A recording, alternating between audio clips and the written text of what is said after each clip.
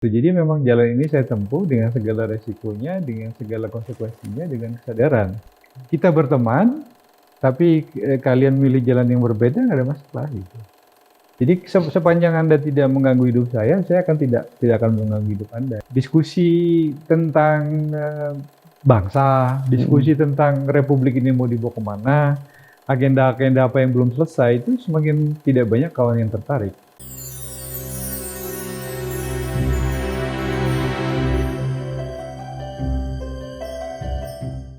Sobat Forum, kita masuk segmen 4. Kita akan diskusi lanjut dengan Mas Daniel yang mulai menarik ini.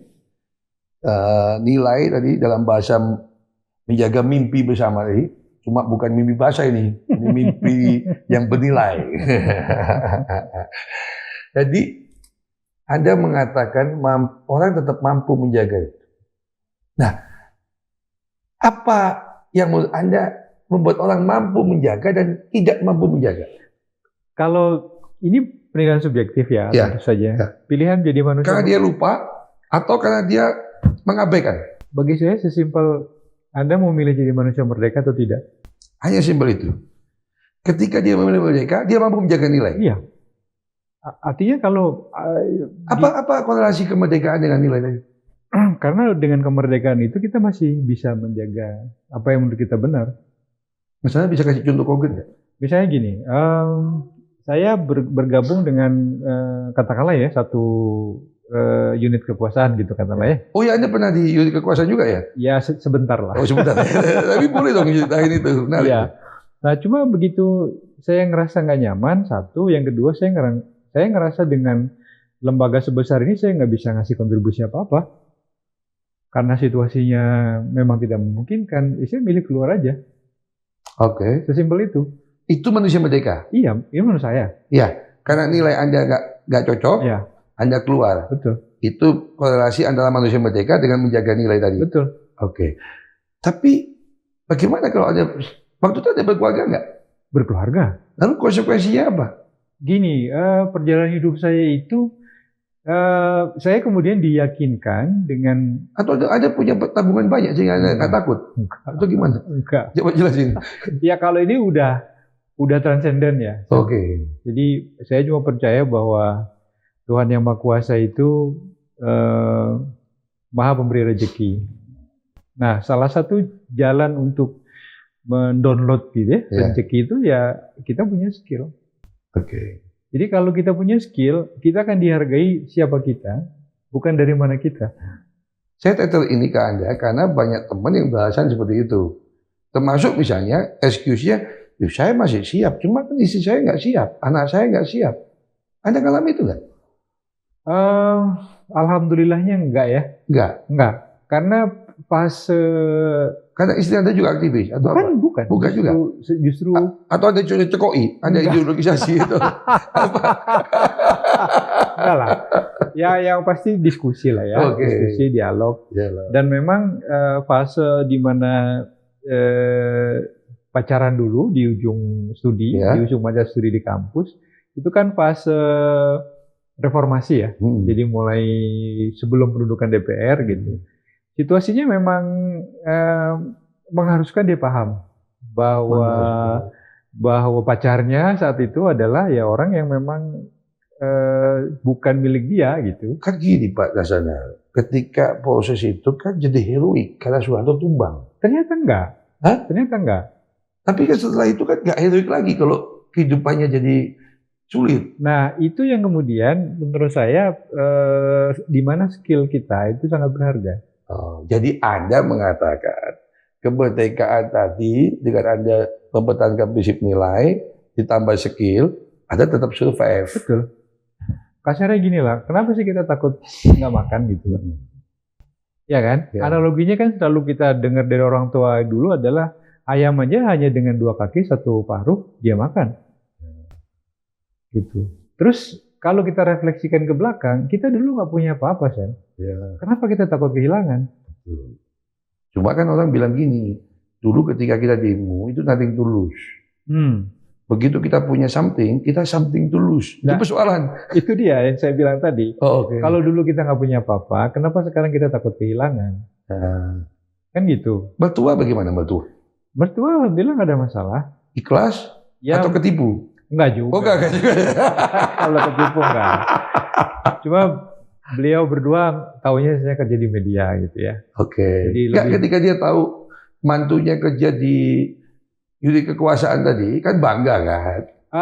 Lalu Anda tinggalkan, kan dia bingung, ini mantu saya ini. saya nggak pernah cerita sih. Oh, karena nggak pernah cerita. Nggak pernah cerita. Ya sedikit ketipu lah ya. Enggak juga karena Tidak itu- terinform lah, tidak terinform. karena yang penting begini, kesepakatan sama istri itu kan saya harus store berapa gitu untuk kebutuhan anak-anak di rumah, untuk Oke. SPP segala macam. Sudah itu aja. Oke. Gitu. Jadi ya itu kan satu proses yang memang cukup panjang ya diskusinya ya di awal gitu. Apalagi memang setelah dari NGO kan saya sempat mampir ke beberapa proyek nih.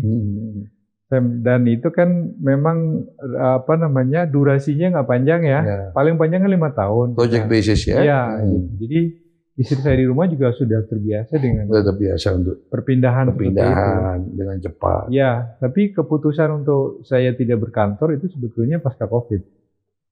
Karena Ya. full online, terus saya mulai tidak tahan lihat. Tapi kalau Macet COVID kan kan. udah lama menikah berarti kan? Sudah. Ya. Tapi dalam perjalanannya kan memang begitu ya, pindah-pindah Orang proyek. sudah bilang udah kasep. Udah bisa terima lah dia. Yang di awal itu banyak ini kan pasti. Iya. Ya, di awal memang perlu pelan-pelan untuk menceritakan dunia aktivis itu seperti apa, termasuk resikonya gitu. Sekarang ke anak gimana? Kalau Cerita nggak masa lampau dulu? secara khusus enggak. Saya Kenapa? Malu, karena nggak Enggak juga. bangga atau apa? enggak juga. Karena bagi saya yang penting itu kan transformasi nilai. Nilainya Anda ceritakan. Betul. Oke. Saya nggak terlalu ngerasa penting juga menceritakan bahwa ayahnya dulu adalah begini, begini nggak. Menurut saya nggak. Ibumu dulu terpesona dengan ayahmu di panggung gitu. Lagi menentang kekuasaan. Enggak. Enggak. Lalu anak selain transfer nilai apa? Dia akhirnya memegang nilai itu dengan kekeh atau dianggap itu bukan, nggak beda lah zamannya dengan gua lah. Ya, saya percaya nilai itu universal ya dan Oke. berlaku sepanjang kehidupan manusia. Karena nilai itulah yang membuat kita jalan di rel yang baik ya, berbuat baik sama orang, tidak merusak alam. Itu kan nilai yang universal, Sam. Misal konkretnya apa? Misalnya gini, jujur. Jujur itu bagi saya nilai yang tidak bisa ditawar. Oke. Jadi misalnya gini, ketika ujian SMP anak nomor 2 ini, Ya. itu kan masa COVID. Oke. Jadi ujiannya itu di rumah, Di rumah online ya. online. Saya bilang sama dia, ayah sama bunda tidak akan membantu apapun. Ini tanggung jawabmu. Kamu dapat nilai berapapun, ya itu tanggung jawabmu. Ya. Gitu.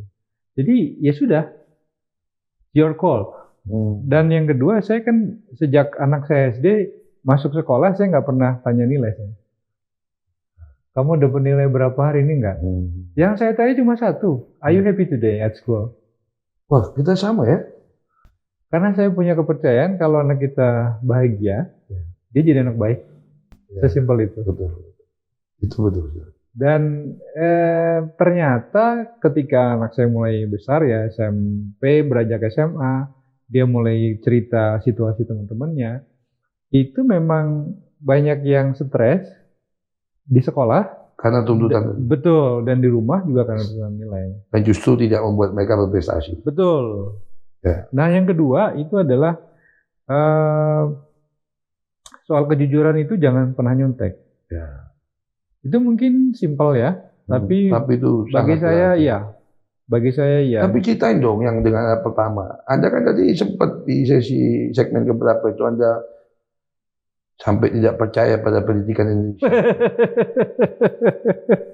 Ya, ini Saya dengar anak Anda pertama juga punya sikap yang sama itu. betul. Nah, itu sebetulnya Itu akibat mulai kecil Anda bisikin dia di telinganya, Jangan percaya pendidikan Indonesia, jangan percaya gitu enggak. Enggak juga. Gimana? Karena sebetulnya kan ketika kita saya ini orang yang percaya bahwa ketika manusia punya kesadaran itu adalah fase yang berharga bagi hidup seseorang. Demikian juga ke anak.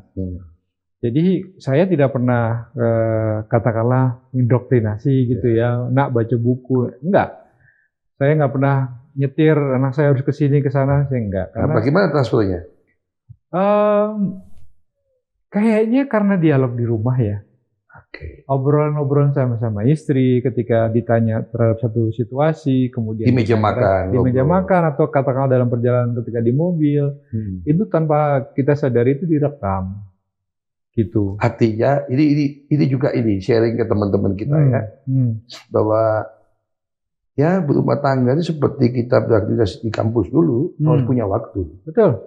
Jangan beralasan dengan aktivitas di luar sehingga tidak punya waktu buat ngobrol sama anak. Betul. Anak kita itu bukan USB, tinggal dicolokin di komputer nyambung ya, bisa di-download gitu ya. Betul. Banyak teman-teman kita gitu. Ya, karena kita kan dulu menolak ketika di sekolah itu kita jadi kaset.